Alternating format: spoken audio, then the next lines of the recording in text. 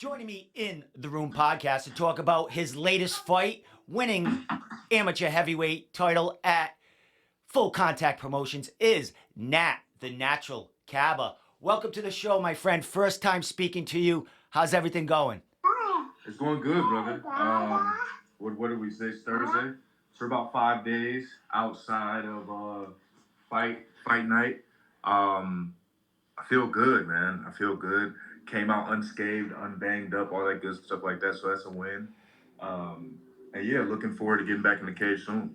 Well, I haven't been able to see that title fight, but I have watched your three prior fights, all finishes, leading back to almost a year to this date where you started your amateur career. Let's really talk about how you got into martial arts, because looking at you in that cage, you got a wide stance. It looks like you might have some karate background. How'd you get into martial arts and, any background in it? Honestly, got into it, I'd say about 2 years ago. 2 years ago, I got into it. All my life, I've played like multiple sports, like basketball, football, track, tennis, played a whole bunch of different types of sports. And yeah, I found MMA when I moved to Rochester. I moved to Rochester about like 3 years ago, like right before the pandemic had happened. Then the pandemic happened. Right after the pandemic is when I really started dabbling in MMA. And yeah, just kind of found a natural liking to it. And, just trying to learn the technique. Honestly, it's so much little, the details, right? You can be an amazing athlete, but I mean, if you can't sit down and learn the details, that's what separates everybody else. So that's what I've been trying to do, man. Especially being a synthesis, that grappling and that jiu-jitsu. Oh man, that's the killer. That's the killer. So I know I need to learn that to separate myself, and with my last opponent, I felt like that really gave me the opportunity to really show my progression. I think he wrestled most of his life. He was like a D2 All American, some crazy stuff like that. But I think I really got to show that wrestling doesn't really, it's an MMA fight, not a wrestling match. So I got a chance to really show that. So. Well, as far as synthesis, was this your first gym that you walked into? And when you walked into it, were you thinking maybe just getting a workout, learning jujitsu? Were you ever thinking of, hey, I'm going to fight someday? Yeah, so so it's actually funny. So before I moved to Rochester, I was living in Milwaukee, Wisconsin, and this was 2019, about like November. I started going to that gym maybe October, but I didn't know it was an MMA gym. I mean, I watched MMA growing up and stuff like that. Then, so I watched like when it was on Spike, and then it went through that little stint. I feel like everybody kind of stopped watching it, but then like once Connor kind of started coming on the scene, everybody started watching it again. So I mean, I went to the gym, but I went there to like lose weight. Honestly, man, I played football, then I stopped playing football, and then I got like, I was still eating like I was playing football, brother. So just imagine, I got like 300 plus pounds. I was like, all right, I got to do something.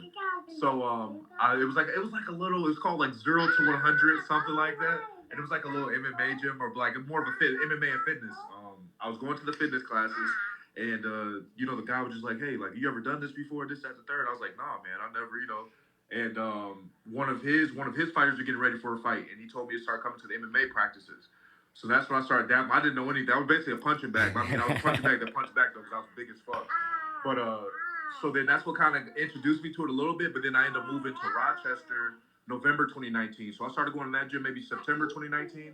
Moved to Rochester November 2019, and then the pandemic had happened, and then I say like towards. I started dabbling in MMA April of 20. Was it? That'd be 2021. April of 2021. And then I was supposed to fight November 2021, but then I had caught COVID, and then I had my debut March 2022. And with that debut, you came in with an armbar. Pretty cool coming out of a BJJ gym, and you get that armbar. How was that first finish? How was that first experience going into that cage? Honestly, I remember everybody kind of telling me like, the nerves, this, that, the third, like how it's gonna be. So I remember just trying to be calm as possible, and just trying to figure it out, right? I mean, you could practice. I mean, I remember before that fight, I remember I used to spar like 2-3 times a week, all that shit. Then I really, after that fight, I learned the most from that fight, from any sparring, from anything else. So just realizing like, hey, like fuck you, like I don't know, just gave me realizations. But yeah, I'm sorry if I didn't answer your question, but yeah, man, that first fight really opened my eyes for me in essence. Even my second fight, each fight kind of opened my eyes up a little bit more and more because, like I said, I don't have a traditional background, so um, kind of doing this is kind of like I get to get in there and it's a progression kind of thing for me. But yeah, getting that armbar in that first fight was it was funny because like I like to think of myself as a striker or whatever, just 'cause I'm so explosive, and I end up getting an arm bar. So I was like, what the hell? But yeah, man, that was fun. It was cool. Well, like I said, watching your last three fights, man, you look more than 2 or 3 years in here, as far as on the feet. I mean, listen to the commentators and everything, man. They talked and they were really highly regarded your striking in there, man. And they thought mostly you were going to be a jiu-jitsu guy coming out of synthesis, man. How has that progression been from fight to fight? I mean, you talked about it's opening your eyes, but each fight you look like you're improving in different aspects. This last fight, what was the biggest improvement there? So say that last part for me What again. was the most improvement in this last fight from all your previous fights? Oh man, my jujitsu, and just in transforming it into MMA. For me watching a lot of fights, even in the UFC, I see a lot of guys, they get taken to the ground and then just start trying to play jujitsu. And I mean, there's nothing wrong with it. Hey, if jujitsu is your thing, it's your thing. But I throughout the camp working with Elvis and John, just like you got to get up.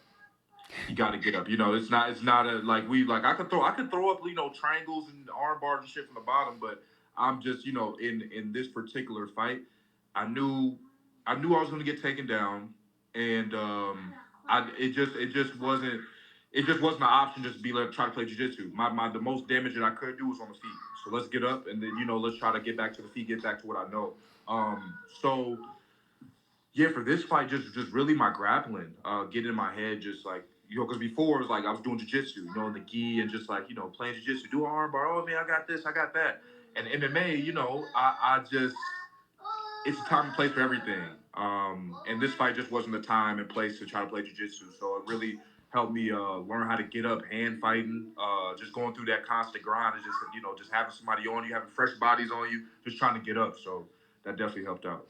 Well, you did mention John Piersma and or Elvis. Or Elvis has a huge fight coming up, his pro debut. Watching your past fights, John's in your corner there. Is he one of your main coaches and training partners that you get work with? Oh yeah, yeah. No, John and Revis are like my main training partners. And as far as coaches, all those two, Casey, and then my guy Josh Santana, and Michael Montez. It's all a team effort, man. We all put in work. We all try to work with each other. I mean, it's not like we have the luxury of being like a American top team or being this, that, the third. So we all work with each other, man. When somebody got a fight coming up, hey, what's your person like to do? All right, it's when we're sparring, I'm not in there trying to do what I could do. I'm trying to do what that person does or whatever, and just try to give them looks.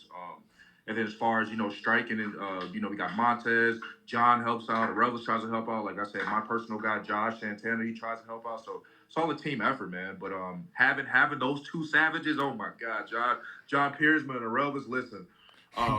No shade to my last opponent, man. Fucking game, fucking ready to fight. But man, grappling with John, just John.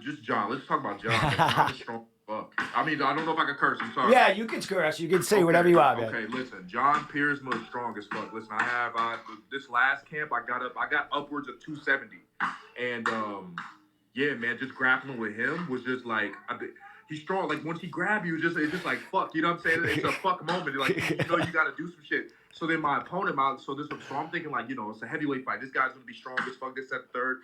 I kid you not, John Piersma was stronger than a 250, 6'3" human being. So yeah, training, Mister. No. Yeah, training with those two, man. Oh, bro, it is something else. I'll tell you that.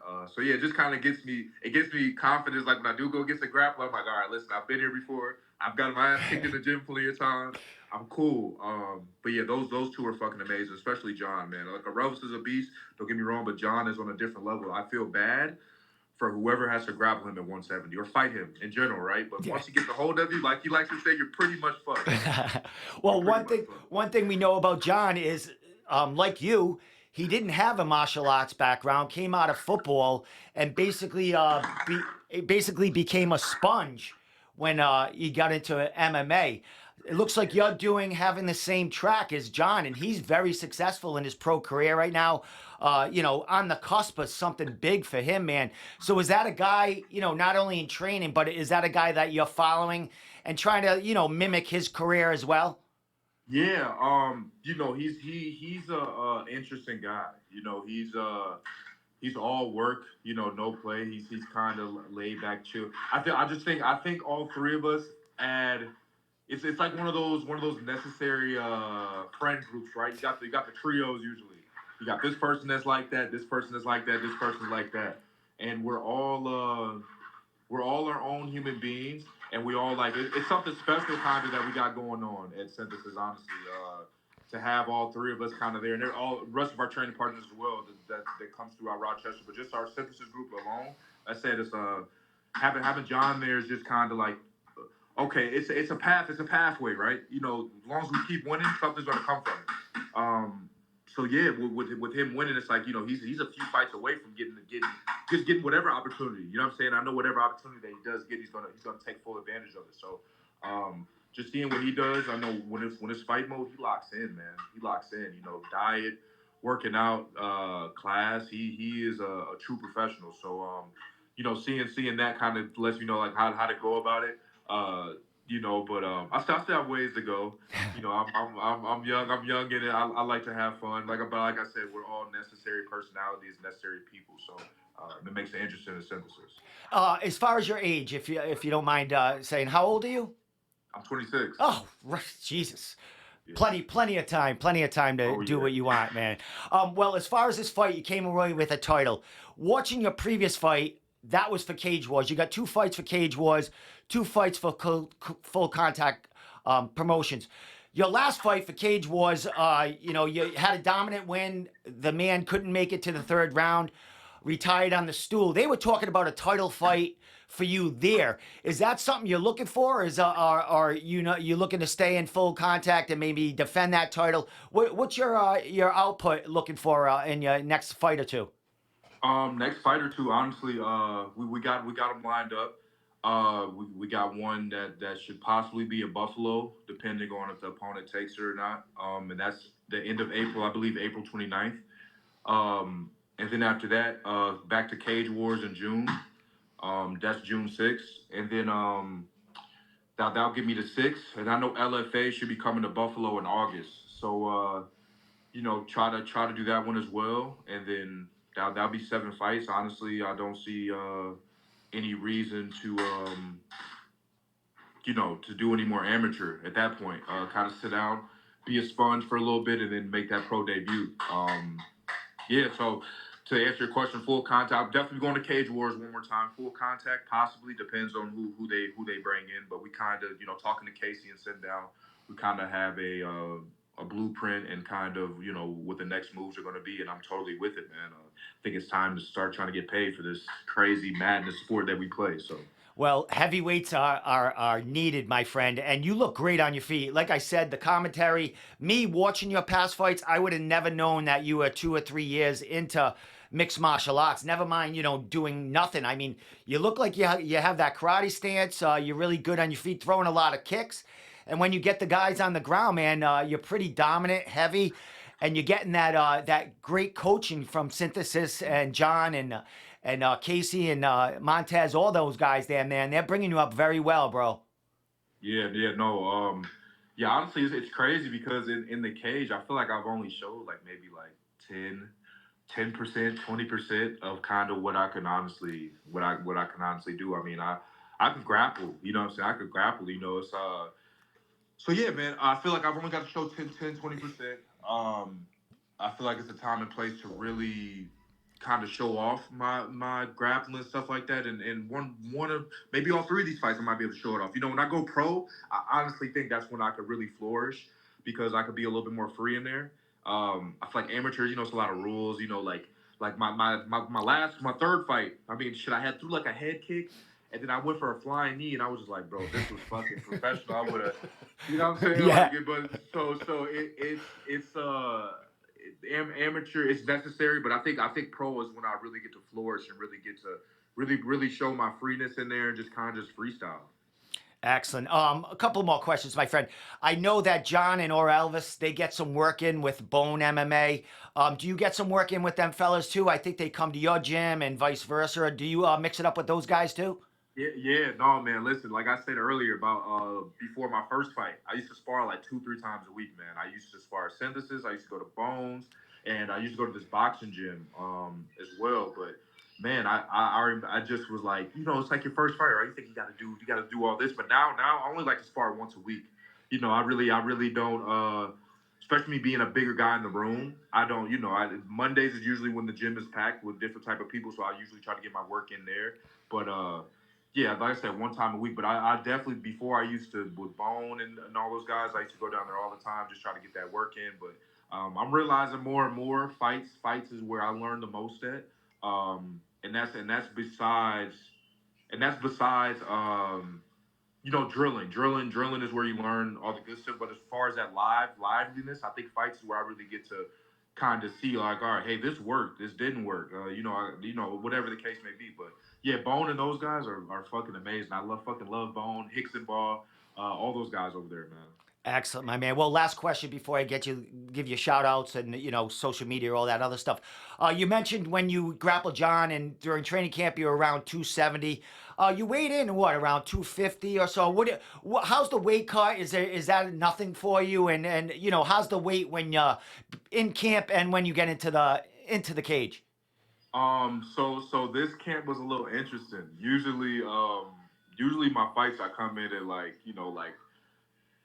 248, 250 at the most. But this fight, I was just like, I knew this guy was gonna try to wrestle. Um, so I was kind of like, let's get heavy. Let's get thick and let's see what really happens. So I remember the day of weigh-ins, I was like 272. So I had to cut down obviously to 265. And probably when I got in that cage, I was probably like 270. I was definitely and it's a learning lesson as well, man. I don't think I'll ever be that heavy ever again because I lost with the. I mean, fighting you're going to get tired regardless, but I feel like I lost a little pep in my step from the wall wrestling he was doing and stuff like that. And I figured if I was at my usual weight, that 250, I would have got that finish. Because I'm pretty light on my feet. I'm pretty quick. I'm pretty fast. But having an extra 20 pounds, I think definitely it took a little bit out of me. But yeah, usually I don't have to cut weight. This was my first fight I had to cut weight. It was just kind of an experiment thing, just kind of like, let me see. Like I remember last time I used to be like 300 plus pounds, and I was kind of the same way I moved in fights was kind of the same way I was moving when I was 300 pounds. So I was kind of like, all right, like my body can do it, but that's just doesn't work for me, man. 250 and no more than 252 is probably like where I'd like to be at. So you would never see any more weight cuts from me, unless I go down like 205 or 185 or something like that. But that's way down the road. UFC, we get there, we see if like heavyweight works, which I'm pretty sure it will. I think everybody thinks heavyweight you got to be 6'4", 6'5", all this good stuff like that. I really think I'm a perfect size for heavyweight. As far as just having that quickness, a lot of heavyweights are used to a certain frame rate, and I feel like with the frame rate that I give, it's different. And then by the time I do get there, my wrestling, my grappling will be light years ahead. So I think mixing those two together is going to be special. So. Excellent, my man. Well, the gym's staying busy, Bone's staying busy. You got three training partners that are going to be fighting next weekend on a huge, huge card, man. You guys are going to be at Synthesis watching that fight. You're going to be home, cozied up, watching those guys put it on.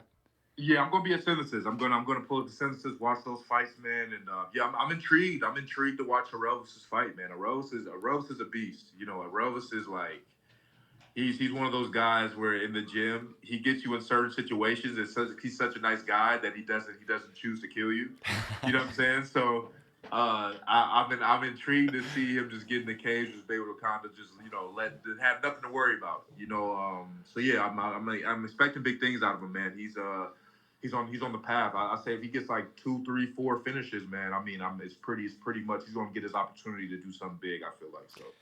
Awesome, my man. Well, congratulations on everything, man. Man, it's been a long year for you, buddy, and a busy year. And it looks like 2023 is going to be just as busy with you. You're a new champ, going to be fighting for Cage Wars again, maybe a strap involved in that. And you got training partners that could be in the UFC by the end of 2023, man. So everything's rolling for you, my man. So last thing, bro. Hey, it's been a pleasure getting to know you, talk to you, man. I hung out with John and or Elvis on John's title fight up in Maine. Great guys. The whole camp is nothing but class, bro. So last thing, shout outs, well, I don't know if you got sponsors this early in your career, but social media, thank yous. Anything you want to say before I let you go, man? And take care of Father Day today. Oh yeah, brother. Yeah, no, I got you. I love to shout out Synthesis. Man, I would not be where I'm at without them. They really just took me in and just embraced me. It's a learning curve that I'm willing to do. It's nothing too bad. They make it easy. The atmosphere is just beautiful. With the way I would like my training to be, I have to be around people that I could be myself around and just have a good time. And Casey and those guys allow me to kind of have that ability. So shout out Synthesis for sure. If anybody in the upstate area, Synthesis is the best place to come to. Who else I like to shout out, man? I just like to shout out anybody that believes in me, is a fan of me, and all that good stuff like that. No sponsors yet. I haven't. They've been in the business of asking because I know. I'm not no rush, brother. It's gonna come. So, yeah, man, I'm just taking in this ride, enjoying this learning process, man. It's gonna be a fast track for me. A heavyweight is gonna be it's just gonna be super fast. So just try to take it in and have fun. There's no reason to stress anything. I mean, as long as I'm working hard, it's gonna come. Also, everybody can follow me at on Instagram at Kabba, KA, 3 B's and 2 A's and underscore. Yeah, man, and just follow the journey. You know what I'm saying? So Excellent, my man. Well, like I said, pleasure getting to know you and learning about your background, which I thought was surely going to be some karate or something there. But man, you're making waves in that cage, bro. You seem like a really class act, and we'll be paying attention to you. I'll be bothering you for another interview heading into that next fight of yours. So, man, good luck next week for the team, and we'll be talking soon, my friend. thank you, brother. Listen, you have a beautiful day. All right. You too, my man.